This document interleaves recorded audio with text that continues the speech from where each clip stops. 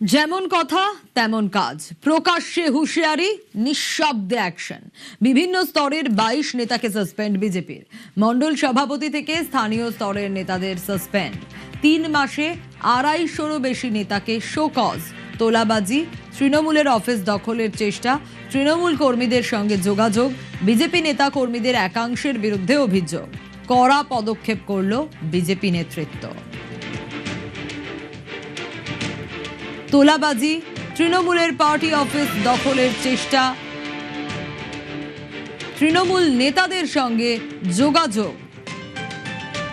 চতুর্থ, দল বিরোধী কাজ, দলের অনুমতি না নিয়ে কাজ।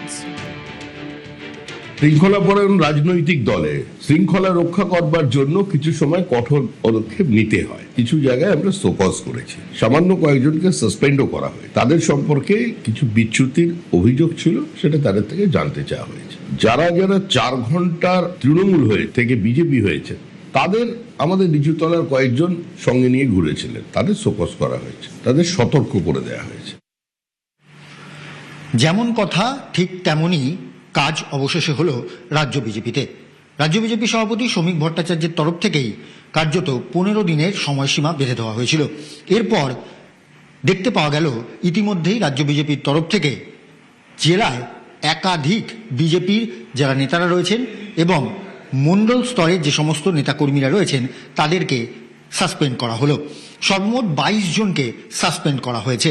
এছাড়াও 250 জনের কাছাকাছি যারা বিজেপির কর্মী এবং যারা নেতারা রয়েছেন তাদেরকে শোকজও করা হয়েছে। এর মধ্যে 80 জনের কাছ থেকে যোগ্য উত্তর পাওয়া গিয়েছে বলে কার্যত শোকজ থেকে অব্যাহতি দেওয়া হয়েছে। তবে বাকি এখনো পর্যন্ত একাধিক যারা বিজেপির কর্মী সমর্থকরা রয়েছেন তাদের পরিস্থিতি কার্যত দড়ির মধ্যেই ঝুলছে।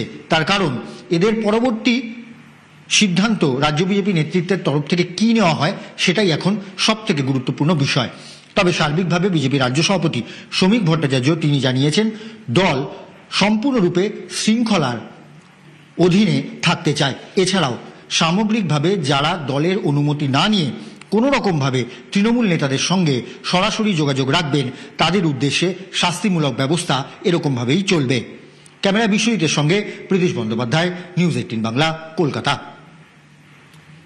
এবার একটা গ্রাফিক্যাল প্রেজেন্টেশন দেখাই কোথায় কোথায় অ্যাকশন নেওয়া হলো। উত্তর 24 পরগনা, দক্ষিণ 24 পরগনা, নদিয়া, হাওড়া, কলকাতা।